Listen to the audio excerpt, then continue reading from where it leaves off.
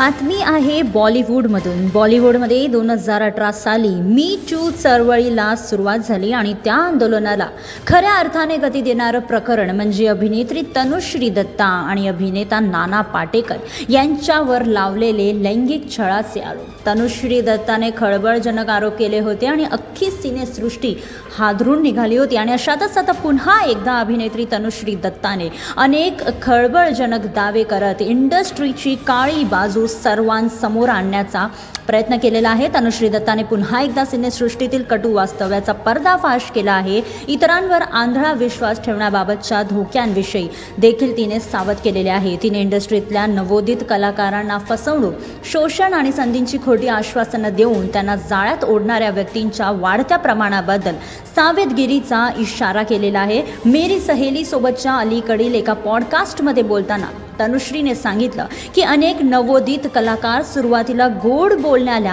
आणि आश्वासनांना भुलतात, मात्र त्यानंतर ते स्वतःला अत्यंत धोकादायक परिस्थितीत अडकलेले पाहतात आणि त्यावेळी वेळ निघून गेलेली असते। आणि अशातच आता पुन्हा एकदा तनुश्री दत्ताने खळबळजनक दावा केलेला आहे।